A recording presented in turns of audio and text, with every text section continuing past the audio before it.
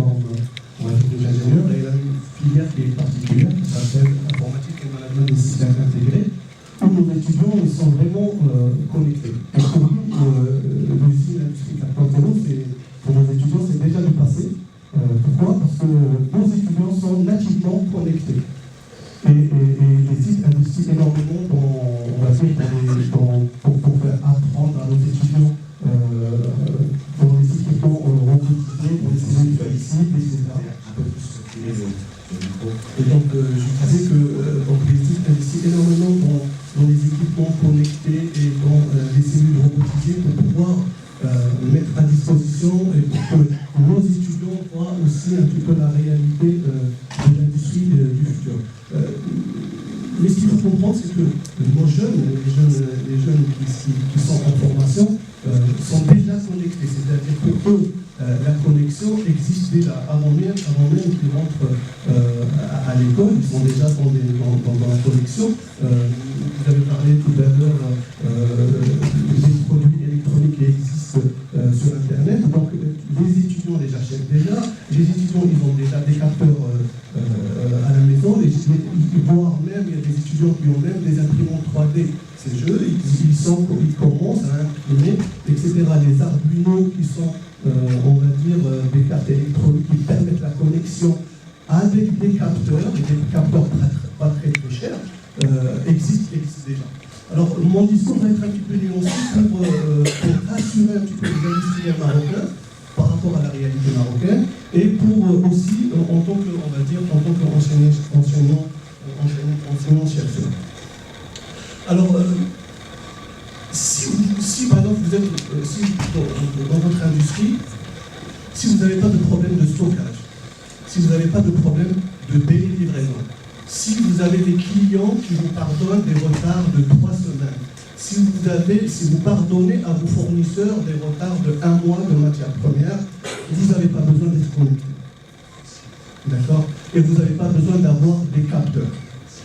L'industrie 4.0, ce qu'il faut comprendre, c'est qu'elle est faite, ou du moins elle est imaginée, pour une industrie agile, flexible, connectée, pour que tout le monde soit au courant du premier coup. C'est-à-dire, quand vous passez une commande, vous allez recevoir une alerte dans votre téléphone.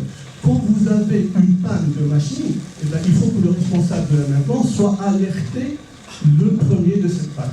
Maintenant, si votre industrie, si votre commerce ne nécessite pas cette flexibilité, cette urgence, cette agilité, vous n'avez pas besoin d'être connecté pour le moment.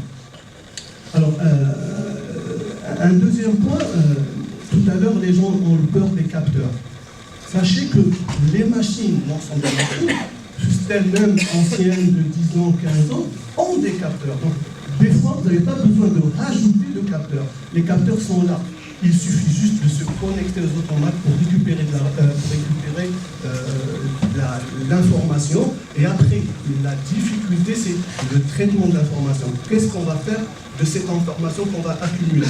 Et comme je l'ai dit tout à l'heure, si vous n'avez pas besoin d'être agile, flexible, vous n'avez pas besoin de traiter ces informations et vous pouvez tourner au ralenti. Maintenant, l'évolution de l'industrie va changer, puisqu'on va passer d'un monde où on fabriquait en grande série avec des process stabilisés à un monde où on va avoir énormément de variété, où on demande une flexibilité. Dans ce cas-là, vous avez besoin d'être connecté et vous avez besoin d'analyser vos données pour pouvoir être performant. Je vais ajouter aussi, pour juste rassurer nos industriels, il faut un préalable à l'industrie 4.0. Et le préalable pour moi, en tant qu'enseignant-chercheur, c'est déjà adopter les principes du Lean. Si votre entreprise n'est pas Lean, vous ne pouvez pas être industrie 4.0. Ça, c'est un point où il faut se mettre d'accord sur ce point.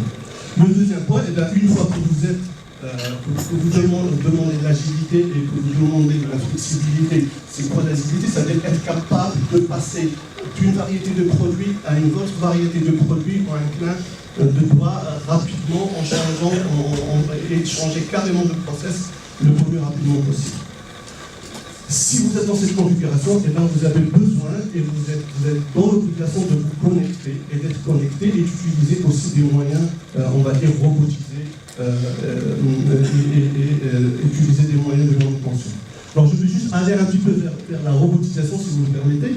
C'est pour dire que il ne faut pas avoir peur de la robotisation. On a à l'esprit que les robots, c'est les humanoïdes qu'on voit à la télévision. C'est pas ça. Les robots, si vous avez besoin de flexibilité, donc vous avez besoin de robots. Pourquoi? Parce que c'est des machines qui vont être connectées, c'est des machines qui vont répondre rapidement aux transformations demandées par les équipements, et ils sont aussi une aide. Les robots peuvent apporter aussi une aide, on va dire, technique aux hommes. Et je vais juste donner un exemple, par exemple, technique, c'est l'aide aux opérateurs. Et là, il y a 3 axes. Le premier axe où on va utiliser la robotisation, c'est pour éviter la pénibilité au travail. Donc, par exemple, imaginez que vous êtes un chaudronnier, donc vous faites de la soudure sur la tôle et vous avez besoin de meuler la soudure. Ben, on sait qu'une meule, ça pèse à peu près entre 3 à 5 kg. Ça crée de la vibration. Et là, on va coupler l'homme au robot. Et ça existe, ce n'est pas le futur, c'est déjà du présent, voire même du passé, quelquefois, sur certaines technologies. Et par conséquent, donc on aura besoin de la dextérité de l'opérateur. Et par contre, on veut soulager notre opérateur, et donc on va utiliser ce robot qui va prendre toute la charge et toute la vibration par rapport au trouble musculo-squelettique. Un autre aspect, c'est des fois, par exemple, vous avez besoin de faire un montage qui est vraiment très précis, c'est-à-dire quelques microns, faire un assemblage de 2 pièces de quelques microns, ben l'homme tout seul ne peut pas le faire. Il a besoin de robot. Pourquoi? Parce que le robot va apporter la rigidité et l'opérateur va apporter la dextérité de l'opération. Donc voilà, pour ne pas monopoliser la parole, en quelques mots, il y a un fondamental, il y a un préalable, c'est il faut avoir une cartographie de vos flux dans l'entreprise. Donc, il faut qu'il y ait une nécessité. Si vous avez un marché sûr, et si vous avez des clients qui sont fidèles, et que même si vous avez de retard, vous n'avez pas besoin de flexibilité, n'allez pas pour le moment vers la connexion. L'industrie 4.0, excusez-moi du terme, parce que ce matin j'ai senti que certains de nos industriels avaient peur de ce mot de l'industrie 4.0. Il faut savoir que l'industrie 4.0 existe déjà et il y a un préalable à ça, c'est la nécessité d'être dans la flexibilité. Merci.